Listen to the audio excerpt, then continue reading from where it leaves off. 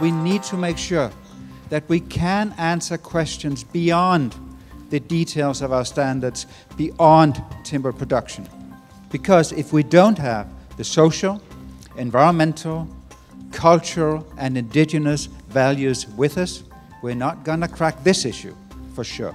FSC is very active in a number of the large forested countries like Canada, like Russia, like countries in the Congo Basin or the Amazon. What we do there is enormously important for securing that there will always also be forest there in the future. FSC can do its bit, but it's not the only thing that needs to happen. There also need to be nature protection, large protected areas that can protect the largest remaining intact forest landscapes in these areas.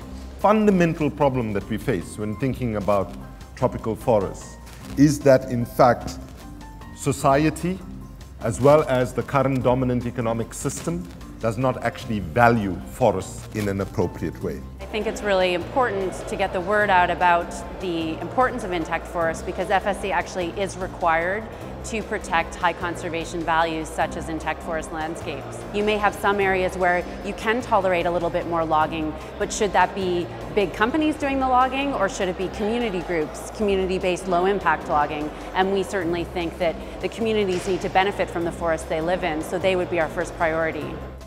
Yesterday we got some very disturbing information from a couple of the world's experts about intact forest landscapes. And what we found out is that there is almost none left. And that if we don't act to stop logging in those intact landscapes, that in another 10 years they won't exist.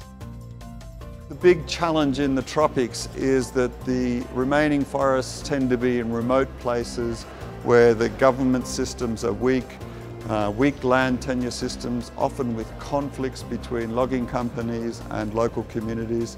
And so it's very, very difficult to do a high level of forest management practice.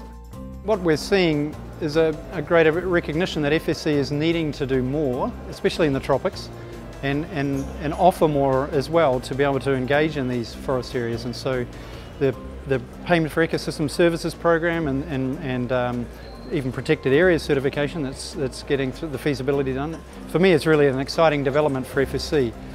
We can help consumers and companies who make products for consumers with is to make sure that these products come from forests or from plantations that are sustainably managed and will also be there tomorrow for ourselves and for our children for eternity.